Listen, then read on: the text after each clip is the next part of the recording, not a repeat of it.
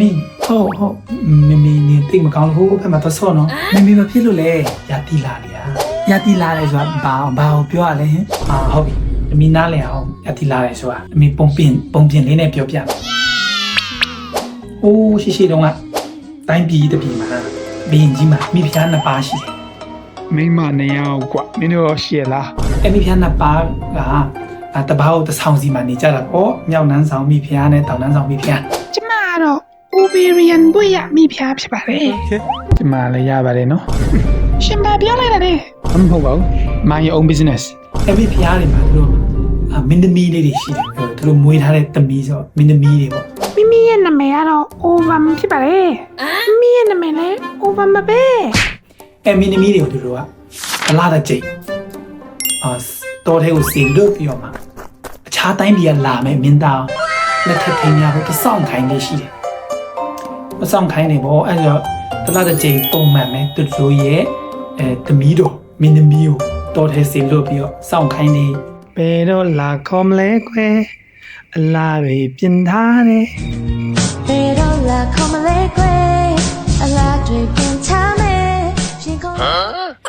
အဲ့နဲ့အဲ့မင်းသမီးကလည်းသူတို့အမေသူတို့ရဲ့မေတော်စီခိုင်းတဲ့အတိုင်းတီးချိန်တန်တီးပွင့်ချိန်တန်ပွင့်ပြီးသမီးရဲ့တော်အခုတော့လင်းတယောက်လောက်ရှာလာခဲ့နေဒီတဲ့ရွယ်ဒီရောက်နေပြီပါနေမှမရသေးနန်းတော်ကနေထွက်တလားတစ်ချိန်တော်ကြီးထဲမှာတော့စောင့်နေအခြားတိုင်းပြည်ကလာမယ်မင်းသားကိုစောင့်နေတော့ကျွန်းတော့နာမည်ကတွေ့တိုင်းတုံးတဲ့ spam ပြတဲ့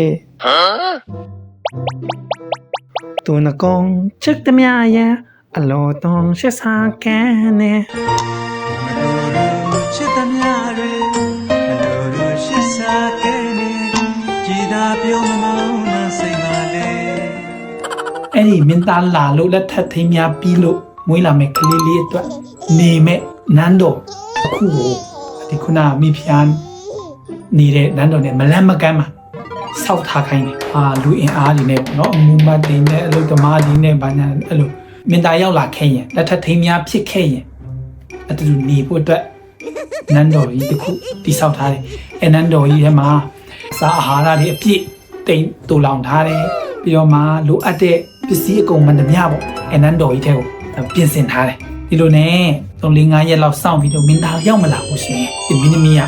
နန်းတော်ပြန်ခွင့်မရတော့တေဆုံးပြီးတော့မှခုနမင်းသားနဲ့ယူဖြစ်လို့ရလာမယ်ကလေးထားဖို့နန်းဆောင်ကလည်း